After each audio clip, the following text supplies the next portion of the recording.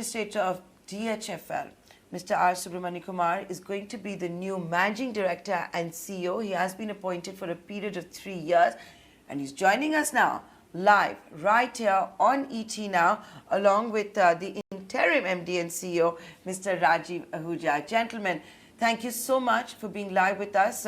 RBL very much in focus, and let me address the big concern that's there for the markets. And Mr. Subramaniakumar, I'll come to you.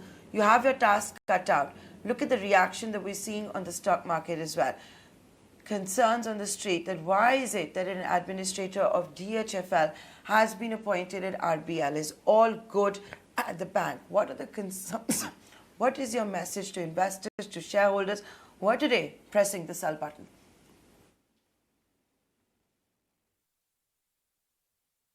So the flexibility of the private sector, coupled with my strength on the banking, in-depth understanding, and having headed a much larger banks with a variety of products, will facilitate the current team to expand while retaining that strength in respect of some of the niche areas, which they have been demonstrated clearly in, with a high margin, while enabling them to continue to grow in that strength.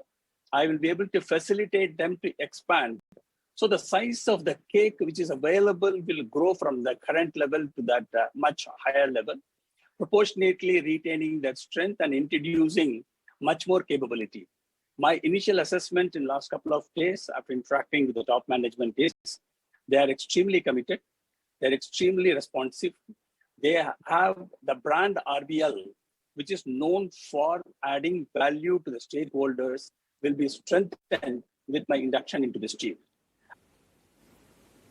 Okay, so those are your strengths that the bank should be playing towards. And Mr. Rajiv Ahuja, the appointment is now final.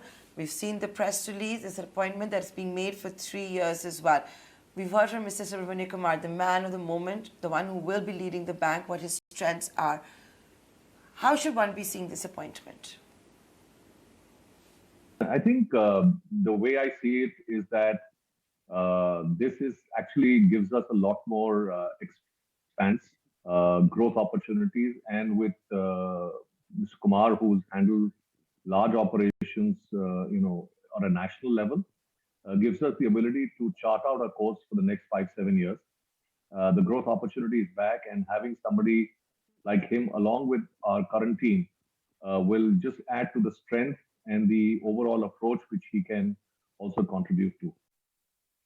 Mr. Kumar, good morning. I wanted to understand, and I'm sure the market as well is fairly curious as to what the plan is and how you're looking at the asset side risks and mitigating the same. Yeah, I can see on the first wet view of the numbers which they have declared in March recently, clearly brings out few of the strengths very clearly. Number one, that net NPA has dropped drastically, which is now hardly comparable to the rest of the industry. And we have the balance sheet is well capitalized, providing enough cushion for the growth. Third one is that they have a PCR, which is a coverage is somewhere around 70 plus, without even taking technical write-off. If you add technical write-off, another 10 percentage point is getting added, which in my view is a very strong position as far as the bank's books are concerned. And I must also say that during my initial interaction, I am given to understand that the areas in which the small retail loans, restructured book is 2.6%. And I'm sure the Rajiv's I read his forward guidance where he said that we will be in a position to bring it down to 50% in this current year, which is definitely doable from the simple reason they have provided more than 50% of that book. This is exactly what I understand. When the margin enables them to provide 50%, I'm 100% sure more than 50% will be in a position to be bounced back into the performing category, which will again enable them to increase the margin further. So, just to put it simply, would you say that now the bank is well provided? Is the worst now behind us when it comes to the challenges for the bank? And going forward, what do you foresee will be some of the key pain points? Yeah, I'll just come to the second point first. So I don't see any specific challenge to this bank. And whatever the challenges which is being faced with the industry, especially the big-sized bank, will continue to be faced here also. Maybe that the economy, as it provides some more opportunity, and when we got expanding the multiple products, we will be in a position to reach the market in the territories which we have not been invaded so far. So that may throw the challenge, as he has been telling about it, in respect of establishing a new processes, establishing the skilled resources, and the technology upgradation. You will definitely appreciate that the RBL has a phase of digital phase, and it is considered as one of the innovative bank with a fast adaptation to the technology, as much as that of the best in the breed. So this continuation will be in a position to wade off, is there a way that the challenges, whatever it will come, which I feel will face in any of these mid-sized banks operating in the country today. As regarding to the first one, with regard to our going forward, it will be too early to comment exclusively about it. However, going by the present state of mind of the March balance sheet and the book size, the book of 60,000 with around 70% of the PCR is definitely well provided for. And if you add this technically written off, it adds another 10 bps, which is 80%. Maybe that the aging of some of these accounts may add a few of the provisions. Otherwise, I don't see that it will be a challenge to move forward.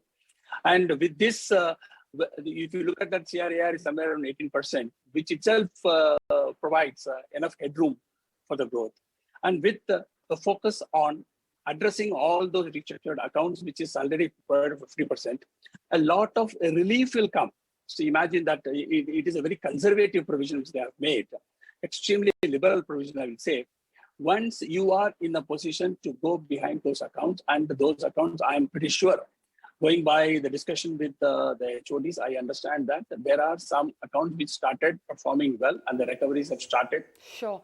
Mr. Kumar, you mentioned that the current management is going to be playing a very vital role going forward. When one talks about Mr. Vishwahir Ahuja, he remains a shareholder. Is he expected to remain, or is he going to get an exit? See, I must definitely give a full credit to Vishwa as well as Mr. Rajiv for building up this new brand of RBL in the last 1 decade. See, bringing up the initial change is pretty difficult. And setting up a team, setting up the processes, setting up the technology, and bringing in a mind change, and making the customers to feel that they are getting a value to their particular, their relationship with the bank, it's a pretty tough task. This tough assignment has been very swiftly, very well handled by Vishwa and his team. So I firmly believe that the team which has been set up is capable of taking this bank to RBL 2.0. So if I wanted to say that they have made my life much simpler by providing a platform which is ready to ignite the rocket and get into the next orbit. So that level, definitely you have to give credit to him. And I haven't interacted with him. I'm sure that the gentleman will be having his wishes to the bank for growth as well. Sure. Mr. Ahuja, any plans of raising funds? You have been the interim MD and CEO for 6 months now. Any concerns you see on the liability side? So I think if you tackle the last question, liabilities, if you've seen the journey from, let's say, last week of December to today, I think you would have seen that we've not just recovered our old momentum and position, but we've done far better. And that, in my view, should continue. In fact, this year, we're going to keep improving the retail component of our liabilities. Obviously, our distribution branch technology will continue providing that base to do that. The second thing on overall growth, look, we are 18% capital adequacy. I don't think we need to raise capital in a hurry. We are now executing to a plan. You've seen the March quarter results. I think as each quarter's results get embedded, and you will find that actually the ability to execute on the current capital is being well demonstrated.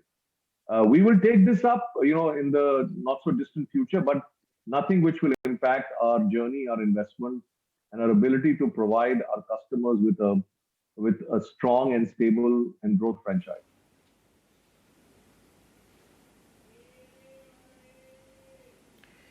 Okay, with that, gentlemen, I'd like to thank both of you for being live with us today on this edition of The Market. RBL very much in focus with Mr. Kumar's appointment. The street now knows next 3 years. This is the MD and CEO to turn around RBL, to take it forward. The street is, of course, nervous because Mr. Kumar has been the administrator of DHFL. Why is the DHFL administrator needed at RBL? Seems to be the big question, but now you know the answers with our interview with the new MD and CEO and the interim MD and CEO, Mr. Ahuja. Watch out for RBL.